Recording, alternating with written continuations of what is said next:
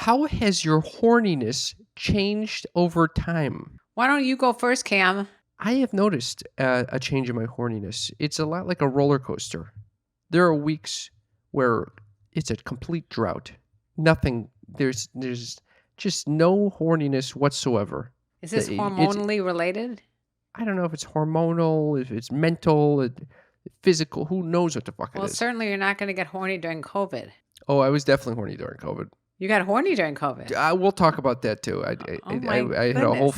I guess if you're home alone and you're doing nothing, you can end up getting horny. Yeah, but I was not allowing myself to masturbate during that time. Why? I convinced myself that if I allowed, I don't know how this got in my mind, but somehow I knew that COVID somehow affects fertility, and so I was starting to think, well, if I start mixing up all the juices and there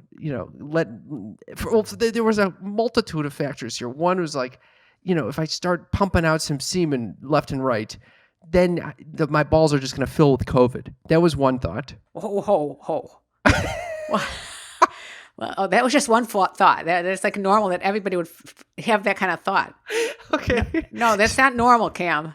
Okay. Your balls will fill up with COVID if you expel semen. That doesn't make any sense. I didn't want to. That's illogical. I did not want a COVID cock. I had just learned about seminal vesicles being in the process. I didn't want to get involved with that shit. So that there was another reason too, which was that I really wanted to focus all of my attention on survival and not dying from this disease. So I decided I don't need to be producing more little, people basically in my testicles. Little people sperm, in your testicles. Little sperm. I don't need to expel any energy into my balls. I need it all going into my white blood cells and all that. Did you ever think that maybe like if you expelled, it would create healthy new sperm? No. I was thinking it was gonna have COVID sperm. Okay. So I was alone, getting very horny, refusing to do any masturbation. And do you think if you had masturbated, your COVID would have ended sooner? No, I don't think so. No. All right. I don't think masturbation's a cure for the COVID, actually.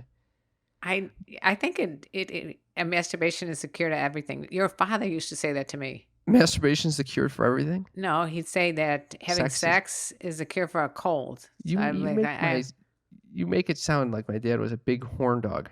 100%. He said it anytime, any day, any place, in the middle of the night, wake me up, let's have sex. Wow. I will say that over time, my libido, my horniness has waxed and waned. And when I was a little kid, it was through the roof. Anything could fucking turn me on. Then I would go through...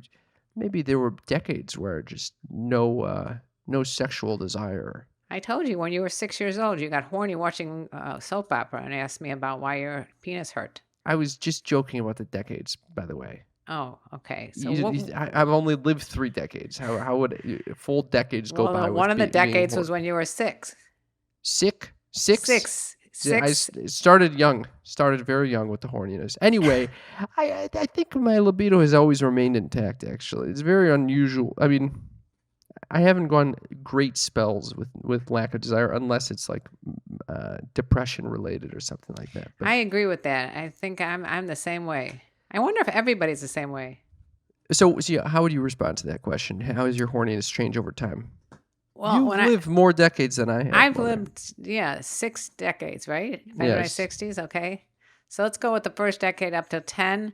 I was experimenting. We're breaking this down? Yeah, I'm experimenting, okay, with other girlfriends. Like, well, maybe, I don't know if it was, that might have been in the teen decades, but definitely experimenting, like, not like touching vagina or anything, but more like giving each other back rubs or pretending to like make out with a toothbrush at slumber parties.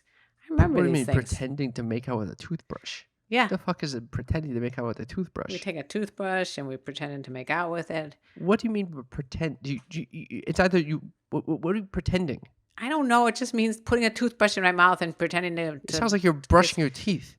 All right. Whatever, Cam. I'm just giving you an example. I remember that's what I felt like in the first decade. The second decade in my teens, complete horn monster. Like a guy can touch. Horn monster. Yes. A guy put his arm around me, touched the side of my boob. I almost came. Oh my God. Horn monster. I was a horn monster in my teens, 20s. I got married, still horny.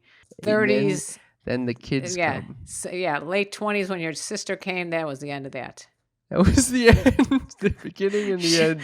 Crying constantly. It doesn't make you in the mood at all. Not Kids fun. are definitely boner killers. Do you think that relative to my sister, did I increase libido or decrease libido? I would say decrease libido. Even further. Yeah, now there's 2 kids. I got one kid pulling at me, the other one grabbing at me. I don't want to have sex with that going on. That's fair. All right, and then you went through a renaissance in my renaissance? 40s when your father passed away. I became single again, and the horn monster returns. Horn monster comes in full throttle. Oh my God, that must have been the horniest of all. And also, just so you know, there's scientific backing for this. Oh boy, that women hit their sexual peak in their 40s. Oh, wow. It's like the last hurrah. Your body's telling you better do this quickly because otherwise you're not going to have any more kids. So it's like your body telling you to be horny. Oh, interesting. Scientific research says that. I kind of made that up, but I'm sure there's scientific reason to back up Jesus Christ. what I just said. This whole show is just misinformation. You're just bleeding out misinformation. Excuse me. I'm waiting for our sneaky freaks to call in, text us, let us know. 310-356-3920. Oh, COVID brain did not hit you. You remembered that. Okay, so then the 50s and 60s. How has it been? 50s and 60s, a mixture of horniness and exhaustion. Exhaustion? Yeah, especially because I was with the same partner for 14 years. Still am. So when you're with the same partner, you don't have the same degree of horniness as when you're out there, looking for love in all the wrong places. That's right. Yeah. So that was Horny Through the Decades with KarenLee Poter. I love it, mother. Love it.